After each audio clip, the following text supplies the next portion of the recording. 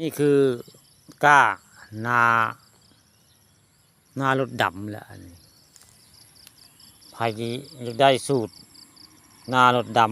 ำให้มาทำท่านอาจารย์เมธีเพิ่นได้อาจารย์เมธีบ้านคำข่าเพิ่นเฮ็ดทุกปีได้อันนารถดำต้องมาใส่กล่องพลาสติกดำๆนี่ได้นี่แล้วก็มาเพาะก้าชนิดซะก่อนได้ก่อนสิไปใส่รถดำก็ต้องมีซื้อเก็บดำมาเฮ็ดมาวางได้นี่หลายขั้นตอนได้บ่ได้ง่ายได้อันนารถดำอันนี้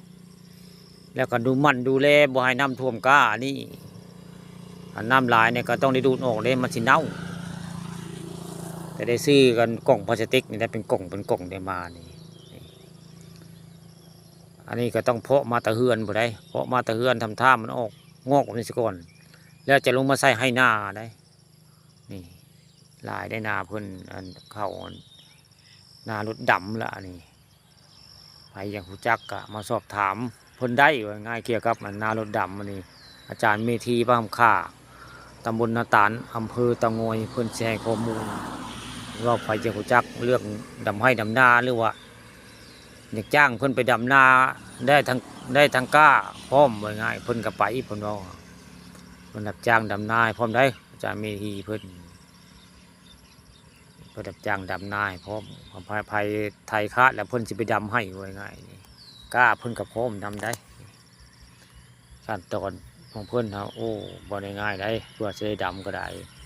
ต้องลงทุนซื้อพลาสติกนี่พอแห้งเพื่อเพาะก้านี่อีกได้ใส่เก็บดำอีกนี่ล่ะแรงบันดาลใจของอาจารย์เมธีบ้านคำข่าตำบลนาตาลล่ะเพิ่นเฮ็ดนารถดำและบ่แม่นได้คนดำรถดำว่าง่ายก็ต้องมาก้ายาวซะก่อนได้เก็บงาประมาณศอกนึงนี่ล่ะจังไปดำว่าง่ายประมาณศอกนึงได้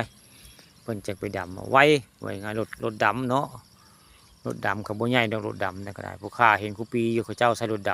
ำบัดดำผู้ค้ายังเสียภาพรถดำมาให้เบิ่งในบัดดำยังสิไปถ่ายทำเพราะว่าปีกายนี่ผู้ค้ายังบ่ได้มาเส้นทางสายนี้ก็เลยบ่ได้ภาพรถดำมาให้เบิ่งปีกายนี่ก็เห็นนะเขาเจ้าเฮ็ดอยู่ผู้ค้าป่าทองคำก็เห็นอยู่ปีกายนี่แต่ยังบ่ได้มาเส้นทางสายหนังน้อยอันนี้ปีกายนี่ก็เลยปีนี้เริ่มมาเว้าให้ฟังว่า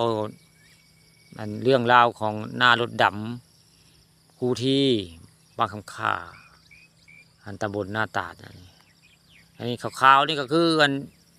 ก้าเพิ่นล่ะนี่ยังบ่ยาวเด้ก้ายังบ่ได้ยาวก้านี่ยังสั้นอยู่หากออกงอกไว้ง่ายออกงอกไว้เพิ่งออกงอกเพิ่งย้ายมาแต่เฮือนเมื่อวานนี้ได้เพราะแต่เฮือนซะก่อนได้จังลงมาไว้ให้นานี่ลงไว้ให้นานี่กับฝนตกกระเทียมมันน้ำดูดน้ำออกนี่แหละน้ำท่วมก็ได้บอกก็ได้มันสิเน่าตายนี่แหละวิธีการเฮ็ดนารถดำล่ะนี่อาจารย์เมธีบ้านคำข่าตำบลนาตาลอำเภอเตางอยใส่รถดำได้ผมเป็นคนดำได้นี่แต่ว่าหลายขั้นตอนง่ายใส่เก็บดำแล้วก็ใส่เข้ามาห้วยชนิดแล้วก็หดเที่ยวหดคือเดี๋ยวกับหดผักกาดนี่แล้วบางแล้วก็นี่ก่อนสีก้ามันงอกก็จังมาวางไว้ในให้หน้าอะไรมาปั๊บให้หน้าให้มันเรียบไปนะปั๊บมันมาวางไว้นี่แหละวางก้าไว้แบบนี้คุยก็สงสัยจะใส่น้ำหลังมือใดเนาะสงสัยยังไปถามเพื่อใช้น้ำหลังคุยยังสงสัยเห็นแล้วยังสิถามได้เพียงแต่คนว่าให้ผู้ข่ามาถ่ายคอนเทนต์